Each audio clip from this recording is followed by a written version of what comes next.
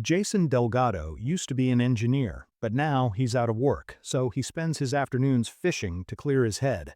One day, he spots a storm that doesn't look right, something unnatural. He doesn't wait around to figure out what. He heads home, and the second he steps through the door, the rain starts. His house is a normal suburban home outside Seattle, and inside are the people he loves most. His wife Anne, their kids Graham and Ruth, and their dog Cassidy. It's a regular, normal family. Later, when they try to go out to get a Christmas tree, and it won't budge, windows won't open either, the phones are dead, the internet's gone. They began to panic, fast, and Jason starts checking every exit in the house, but it's the same everywhere. Something is sealing them in.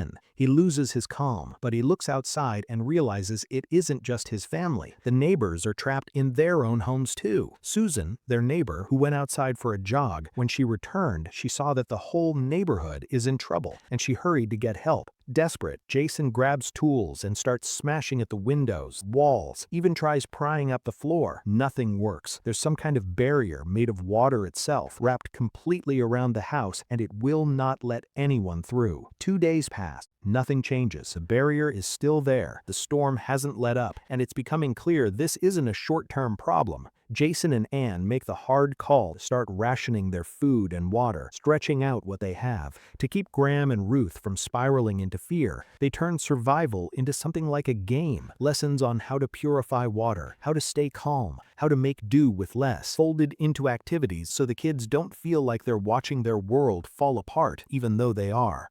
As the weeks stretch on, Anne turns her attention to the house itself. She starts building an indoor vegetable garden, coaxing life out of pots and containers wherever sunlight reaches. Jason builds a system to reclaim and reuse their water so nothing goes to waste. Ruth starts noticing something strange. Whenever it rains, she sees a creature moving around outside, and she doesn't feel scared of it. She tells her family she thinks it's friendly. Nobody believes her. They think it's just her imagination working overtime under stress. 2 months in, everything changes. Their neighbor Susan, who got stuck outside, she went to get help, comes running to their house. She's screaming that there's no one left out there. Before she can explain further, something attacks her. A creature, the same kind Ruth had been seeing, comes out of nowhere and gets her. Kills her. The Delgados watch this happen right in front of them, and it confirms two horrifying things. The creatures are real, and they are dangerous. From then on, Jason and Anne came up with a new rule. Whenever it rains, which is when the creatures come out and move around, the family hides. No standing near windows, no making noise, nothing that could draw attention to their house. Not long after, part of the chimney, the cap that covers the top, falls in from the outside, opening up a gap. It's not big enough for an adult to fit through, but they hoist Ruth up to check it out. She's still too large to actually climb out, but she's able to confirm that opening leads to the outside world. Around this time, Cassidy, the family dog, starts getting sick. His medicine has run out days earlier, and there's no way to get more. Jason makes the decision no one wants to make and puts Cassidy down himself. Unable to bury him outside, they only had this option to burn him at the fireplace, but Jason decided to store the body in the freezer, thinking if things get worse, they need this option. Soon, it's 3 months, and all of their food is gone. They lose their hope. Jason couldn't keep them positive anymore. He now had to find a solution, or they all are gonna die. With that small chimney opening now available, Jason gets an idea. He and Graham build simple traps and start sending them out through the gap to catch the small animals now wandering the empty suburb, now surviving on their own out there. For bait, they use scraps of Cassidy's remains. Though he failed first, Jason was able to make modifications to the trap and make it work. It's a grim, practical solution. It keeps them fed.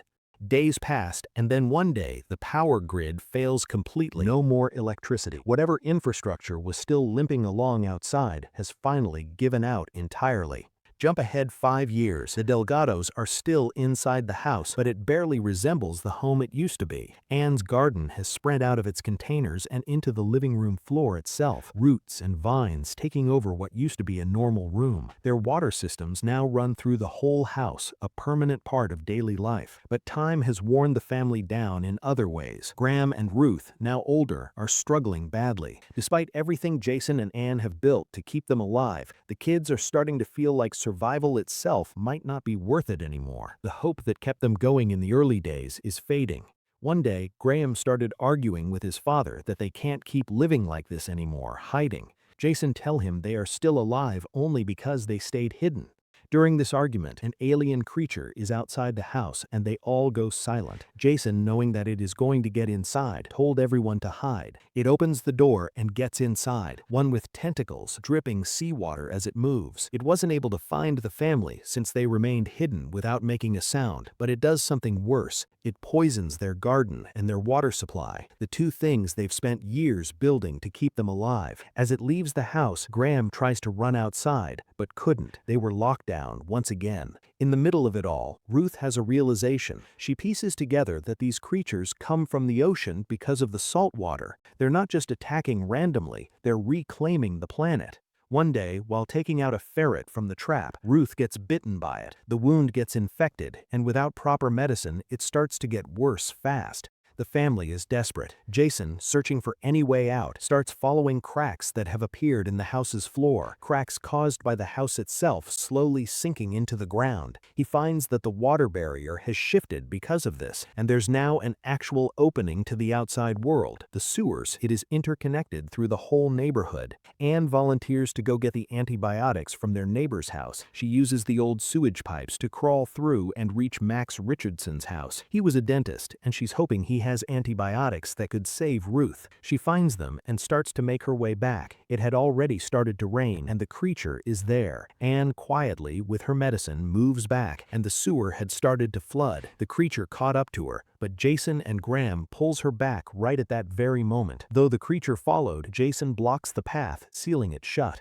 Anne gave the medicine to Ruth. Knowing now that the creatures are aware of them and could come for the family at any time, they come to a mutual agreement that they're going to fight back and get outside the house. Everyone gets to work. They start building weapons and setting traps around the house, preparing for the fight they're sure is coming. The next time it rains, water starts flooding into the house through the top and through the pipes. The alien creature is controlling all this. The water is rising fast, and the creature is inside the house, ready to hunt them down. Jason does not have a clear shot, and so Anne lit up the creature, but when Jason finally shoots, he misses, and the creature grabs him with its tentacles and throws him away. Jason is hurt, and so the whole family prepared to go up to the attic, and Graham volunteers that he will get back the harpoon. He managed to retrieve it and swim to the top, but the creature had already seen him and followed. They barely made it in the attic and prepared for their attack. The attic gets flooded, and they load the weapon, and when the creature returned, Jason took the shot, trapping it as he intended. They were still unable to open the door, and Jason took a knife ready to kill it, threatening it to open the door. But Ruth stops him. She begs him not to, that if he kill it, they will get stuck there and die as well. He listens. He lowers the knife and frees it. The creature, in response to that mercy, opens the front door of the house, the door that's been sealed shut for 5 years, and lets the family walk out. It even tells the other creatures outside to leave them alone. The house gives way completely, collapsing into a sinkhole as all the creatures leaves. The rain finally stops and the skies clear. For the first time in 5 years, the Delgado family is outside and sees what's become of their world. Seattle is almost completely underwater, the city they knew swallowed by the flood. But they're alive, and they're together. They took the boat of their neighbor that survived the years and set off on it, leaving everything behind in search of a new home.